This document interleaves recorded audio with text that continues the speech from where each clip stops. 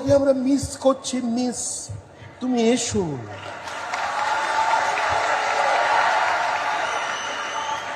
এখন তৃণমূল কংগ্রেসের বাড়িতে একটাই গান, সখী ভালোবাসা কারে কয়, সে কি এমনই যাতনাময়। এখন অবস্থা কি? জনরোষে আক্রান্ত, পুলিশ নেই তাই নেতা নেই, কনভয় নেই তাই হুঙ্কার নেই। আমরা তো বলছি আপনি আসুন, প্রচার করুন ফলতায়। আমাদের কর্মীরা আমাদের জেলা সভাপতি ফুল নিয়ে শাক বাজিয়ে আপনাকে স্বাগত জানাবে যে আপনি আসুন, হে বীর তোমার আসন পূর্ণ করো, তোমাকে আমরা মিস করছি মিস, তুমি এসো।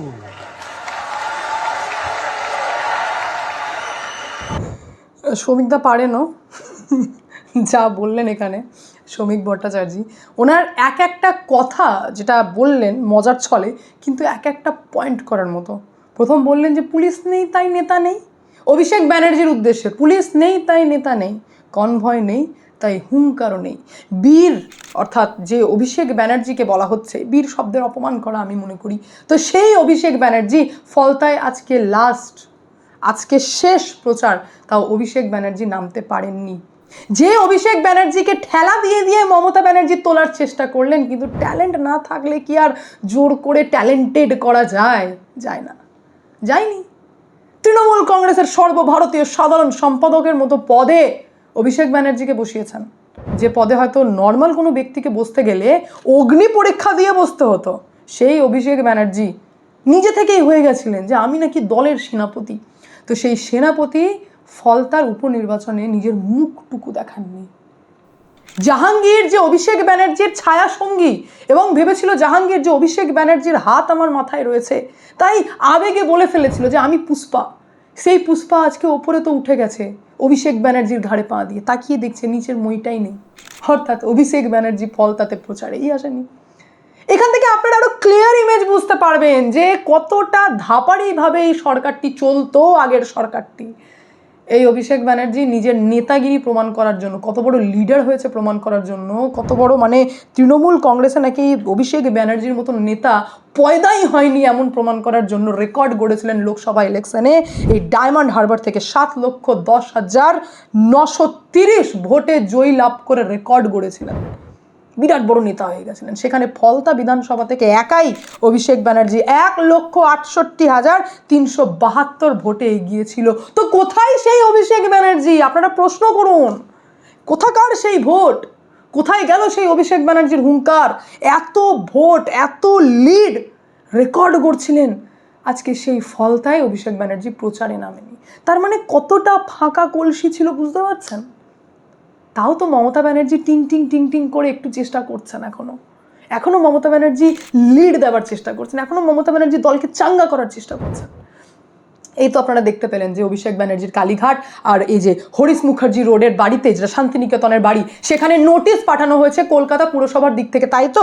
এবং যেখানে নোটিশ পাঠানো হয়েছে এই বিল্ডিং বিভাগের আইনের 401 ধারায়, এই বিল্ডিং বিভাগের দায়িত্বে কে রয়েছেন? ফিরহাদ হাকিম রয়েছেন, তিনি নোটিশ পাঠাচ্ছেন।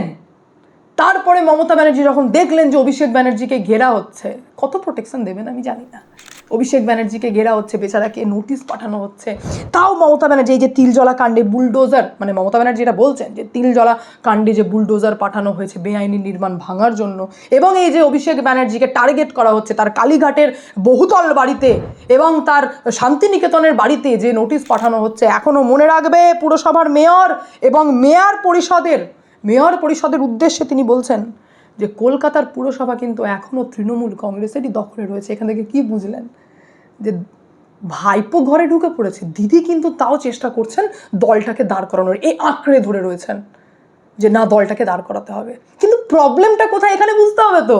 প্রবলেমটা হচ্ছে তিলজলা কাণ্ডে, যেখানে মমতা ব্যানার্জি বুঝছেন যে ওখানে বেআইনি নির্মাণ হয়েছে, যার জন্য বুলডোজার পাঠানো হচ্ছে, তাও মমতা ব্যানার্জি যে পাশে দাঁড়িয়ে যাচ্ছেন, বেআইনি নির্মাণের কাছে গিয়ে দাঁড়িয়ে যাচ্ছেন, পাশে গিয়ে দাঁড়িয়ে যাচ্ছেন এবং ঢাল হয়ে দাঁড়াচ্ছেন না বেআইনি নির্মাণ আইনো আমি জানি কিন্তু তাও ভাঙা যাবে না, এইটাই মানুষের পছন্দ না। আপনি লিড দিচ্ছেন, আপনি সুপ্রিমো হতে পারেন, কিন্তু মানুষ তো এটাই নেবে না। মানুষ দুর্নীতি নেবে না, মানুষ তোলাবাজি নেবে না, মানুষ বেআইনি নির্মাণ নেবে না, কিন্তু আপনি সেই বেআইনি কাজের পাশে দাঁড়িয়ে। তাই আজকের রেজাল্ট এই। আমি তো বলবো অভিষেক ব্যানার্জিকে আর ঠেলা দিতে হবে না। ঠেলা দিতে অনেক চেষ্টা করেছিলেন যে শুভেন্দু অধিকারী আর অভিষেক ব্যানার্জি এই দুই আমার ছেলে। মমতা ব্যানার্জি এইভাবেই শুরু করেছিলেন যে নেক্সট দায়িত্ব এনাদেরকেই দেওয়া হবে। শুভেন্দু অধিকারী ছিলেন ট্যালেন্টেড, শিশির অধিকারীর নামে নয়, নিজে নিজে। আর অভিষেক ব্যানার্জিও পিসি ভাইপো সম্পর্ক বুঝে নিন, একই ব্যাপার কিন্তু মোটামুটি। ওনারও ফ্যামিলি রাজনৈতিক, অভিষেক ব্যানার্জিরও রাজনৈতিক, কিন্তু দিদি অভিষেক ব্যানার্জিকে ঠেলা মেরে মেরেও তুলতে পারলেন না, কারণ প্রথম থেকেই উদ্দেশ্য হচ্ছে অসৎ। আর অসৎ সাময়িক, সারা জীবনের নয়। ধর্মেরই জয় হয়, সত্যেরই জয় হয়। তা এর থেকে বড় প্রমাণ আর হতে পারে না যা আমাদের রাজ্যে হয়েছে। আজ পুলিশ নেই, কনভয় নেই, ভয় ভাইপো ফলতায় ঢুকতে পারছে না। খুব নাকি তৃণমূলের দুর্গ, কোথায় দুর্গ, কোন দুর্গ? সব কি ফাঁপা দুর্গ ছিল, পুলিশের মাধ্যমে তৈরি করা দুর্গ? আর আজ আপনাদের শুনে ভালো লাগবে যে এই সেই ছোট্ট ইউটিউব চ্যানেলের অদ্বিতীয়া রয়, যে একটা সময় আপনাদের সামনে ভিডিও তুলে ধরেছিলাম কাটাপ্পা অফিসারের। তখন না ইলেকশন হয়েছে, না ইলেকশনের রেজাল্ট বেরিয়েছিল, আর আমি আপনাদের সামনে 1997 ব্যাচের আইপিএস অফিসার যার নাম হচ্ছে কে জয়রামনা, ওনার ভিডিও তুলে ধরে বলেছিলাম যে ইনি কাটাপ্পা নামে পরিচিত। তুখোর পুলিশ অফিসার যাকে ডিপ্রাইভ করা হয়েছে। আজ বিজেপির নেতা কর্মীরা অনেকেই মনে করছেন আমরা সাইড হচ্ছি, সাইড লাইন করা হচ্ছে, তৃণমূলে ঢুকছে, এগুলো পলিটিক্যাল ম্যাটার, অনেকে মনে করছেন ডিপ্রাইভ। কিন্তু এই অফিসারদের যদি গল্প শোনেন, যেটা কি রিয়েল স্টোরি, রিয়েল স্টোরি নয়, সেটা শুনে তো আপনারা ভাববেন যে ডিপ্রাইভ কাকে বলা হয়, বঞ্চিত হওয়া কাকে বলা হয়। আর সেই কাটাপ্পাকে আজকে জায়গা দিয়েছেন নতুন সরকার গড়তেই, শুভেন্দু অধিকারী মুখ্যমন্ত্রী হতেই মানুষের সামনে ন্যায় প্রতিষ্ঠা করেছেন। এবং প্রতিষ্ঠা করার যে এক্সাম্পল আপনারা বলতে পারেন, উদাহরণ, সেটা হচ্ছে এই সেই কে জয়রামনা 1997-এর অফিসারকে এইবার প্রাতিষ্ঠানিক দুর্নীতির তদন্তে গঠিত কমিশনের সদস্য সচিব করা হয়েছে। মেম্বার সেক্রেটারি করা হলো আমাদের সিনিয়র আইপিএস এডিজি র্যাঙ্কের মিস্টার জয়রামন ফাইল, তিনি হলেন মেম্বার সেক্রেটারি। কারণ তিনি তখনও দুর্নীতির সাথে আপোষ করেননি, আর এখন ওনাকে যোগ্য সম্মান দেওয়া হয়েছে এবং এনাকে প্রাতিষ্ঠানিক দুর্নীতি তদন্ত কমিটির সদস্য সচিব করা হলো।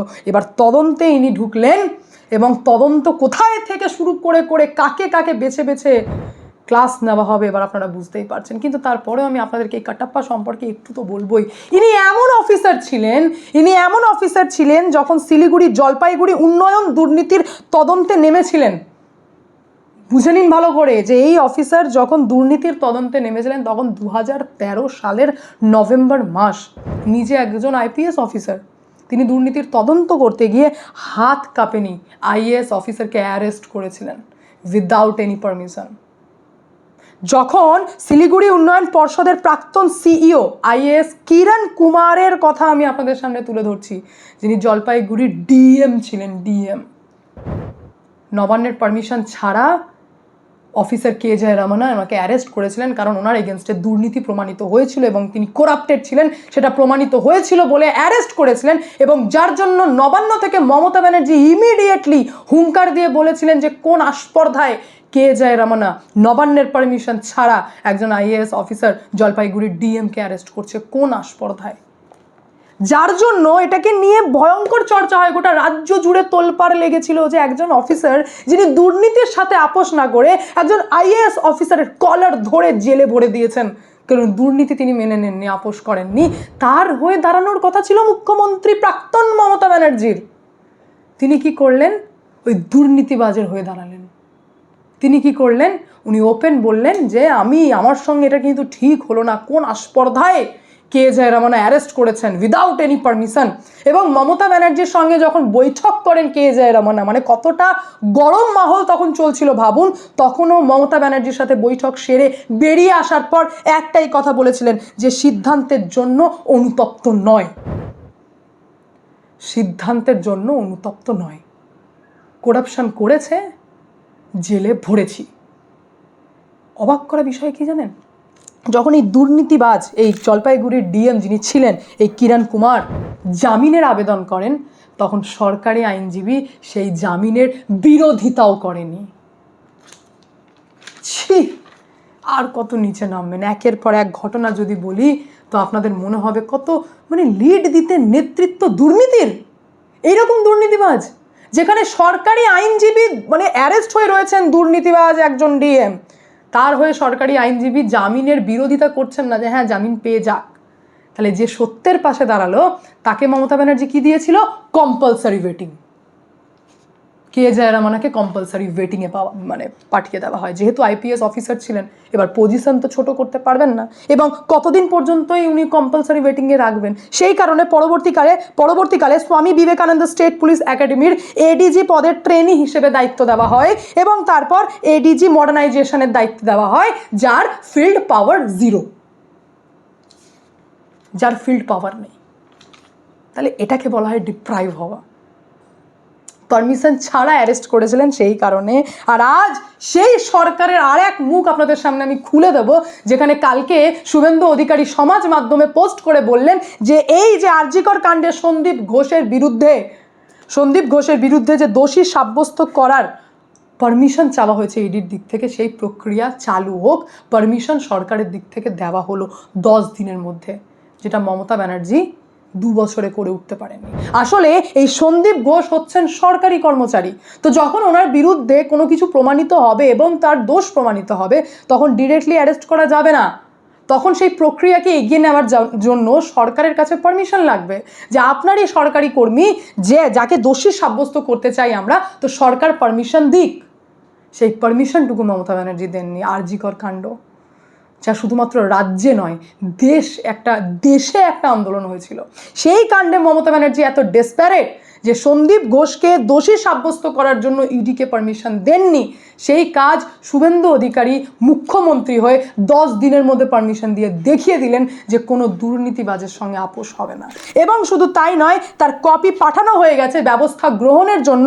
অলরেডি কপি পাঠানো হয়ে গেছে রাজ্যের মুখ্য সচিব, স্বাস্থ্য ও পরিবার কল্যাণ দফতরের প্রধান সচিব, সরকারি অভিকর্তা এবং ইডি, সিজিও কমপ্লেক্স, এমএসও, প্রত্যেকটা জায়গায় যে ব্যবস্থা নেওয়া হোক, কোনো আপোষ নয়। শুধু তাই নয়, শুরু হয়ে গেছে তদন্ত আর্থিক অনিয়মের, শুধুমাত্র এই সন্দীপ ঘোষের বিরুদ্ধে নয়, ওই যে মা তারা ট্রেডার্স থেকে শুরু করে ঈশান ক্যাফে, খামা লোহা, প্রত্যেকের বিরুদ্ধে যতগুলি আরজিকর কাণ্ডে যত আর্থিক তছরূপির ঘটনা সামনে এসেছিল, প্রত্যেকের বিরুদ্ধে তদন্ত শুরু করার পারমিশন সরকারের দিক থেকে দেওয়া হয়ে গেছে মাত্র 10 দিনে। যে কাজ বছর বছর ঘুরলো, মমতা ব্যানার্জি করলেন না। কেন করলেন না বুঝতে পারছেন? সোনা পাপ্পু ইডি যখন তলব করা হয় ইডি আধিকারিকের দিক থেকে সিজিও কমপ্লেক্সে, কালকে নিজে এসে বলছেন যে আমি কিছু করিনি করে অ্যারেস্ট। কারণ তার মাথায় কার হাত ছিল বুঝতে পারছেন? আশেপাশ তো অ্যারেস্টই হয়েছে। ওই যে জয়েশ কামদার ব্যবসাদার অ্যারেস্ট হয়েছেন। আচ্ছা, তার পাশে ওই যে ছিলেন আপনাদের ওই যে বিরাট কালীঘাটের ওসি, প্রাক্তন ওসি শান্তনু সিনহা বিশ্বাস অ্যারেস্ট হয়েছে। তাহলে আশেপাশ তো সরে গেছে, তো সোনা পাপ্পুর মাথায় কার হাত ছিল? যারই হাত থাক না কেন, তাকেও ঘাড় ধরে ভরা হলো। আরও 4 জনের তালিকা অলরেডি দিয়েছেন যে প্রত্যেকের তদন্ত হচ্ছে। তো এটা হচ্ছে অ্যাকশন, মানে দুর্নীতির সাথে আপোষ করা নেই। শুধু তাই নয়, সন্দেহ তালিকায় যারা রয়েছেন এই আরজিকর কাণ্ডে, পানিহাটির প্রাক্তন বিধায়ক নির্মল ঘোষ, পুরপ্রধান সোমনাথ দে, প্রতিবেশী সঞ্জীব মুখোপাধ্যায়, প্রত্যেকের ভূমিকা দেখা হবে, কাউকে ছাড়া যাবে না। কারণ এই আরজিকরের মা বাবা, এখন তো ওনার মা আরজিকরের অভয়ার মা হয়েছেন এখন বিধায়ক, কিন্তু তার আগেই বন্ধ খামে দিয়েছিলেন যে কাদের বিরুদ্ধে সন্দেহ রয়েছে। কারণ একমাত্র ওই সঞ্জয় বলে যে ছেলেটা কনভিক্টেড হয়েছে, সেই শুধুমাত্র অপরাধী নয়, তার বাইরেও কিন্তু জড়িত রয়েছে। অভয়াকে খুন করার মধ্যে যার যার হাত রয়েছে তাদের নাম বন্ধ খামে দিয়েছিলেন, কিন্তু কোনো স্টেপ নেওয়া হয়নি। এইবার সরকার গঠন হতেই একের পর এক স্টেপ স্টার্ট হয়ে গেছে নেওয়া। তো প্রথম থেকে এই সরকার মানুষের সামনে কি প্রমাণ করার চেষ্টা করছে? যে দুর্নীতির সাথে আপোষ নয়, বেআইনি কাজে সরকার নেই, আর সরকার আর পার্টি আলাদা। এই দিকগুলি তুলে ধরার চেষ্টা করা হয়েছে, যেখানে কাল পর্যন্ত বড় স্টেপ নিয়েছেন যেটা শুভেন্দু অধিকারী মুখ্যমন্ত্রী রাজ্যের। তিনি সমাজ মাধ্যমে জানিয়েছেন যে আমি অনুমতি দিয়েছি যে এই সন্দীপ ঘোষ যে সরকারি কর্মী, যেখানে সরকারের পারমিশনের জন্য ইডি ওয়েট করছিলেন, আমি অনুমতি দিলাম ওনার বিরুদ্ধে অ্যাকশন নেওয়া হোক। আমরা তো এটাই চাই। দুর্নীতিবাজ জেলে থাকবে, সত্যের সাথে যে দাঁড়িয়ে সে সামনে থাকবে। এইভাবেই তো রাজ্য এগোবে। আমরা তো এটাই চেয়েছি। আর প্রত্যেকটা মানুষ যা চায়, যা যা চেয়েছে ছোট থেকে বড়, 10 দিনের মধ্যে প্রত্যেকটাই ফুলফিল হচ্ছে। তার মানে সরকার জানে যে মানুষ কি চায়। আগের সরকারও জানতেন মানুষ কি চায়, কিন্তু করবেন না, নিজের ইচ্ছে মতো করবেন। সরকার তো নয়, মনে হয়েছিল ওনারই নিজের সম্পত্তি। মানুষ বুঝিয়ে দিয়েছেন, রাস্তায় নামিয়ে ছেড়ে দিয়েছেন, আজ কেঁদে কেঁদে বেড়াচ্ছেন। ভাইপো তো প্রচারেও বেরোতে পারছে না। তো এই হচ্ছে মানুষের পাওয়ার, যে নো কম্প্রোমাইজ, দুর্নীতির সাথে তো নাই। বাকি পুরো বিষয় নিয়ে আপনাদের কি মন্তব্য হতে অবশ্যই কমেন্টের মাধ্যমে জানাবেন। আমি এখানে এন্ড করবো। দেখা হচ্ছে নেক্সট ভিডিওতে। ভালো থাকবেন, সুস্থ থাকবেন। সঙ্গে অদ্বিতীয় চ্যানেলকে অতি অবশ্যই সাবস্ক্রাইব করবেন। কারণ একটাই, যা হবে স্পষ্ট হবে।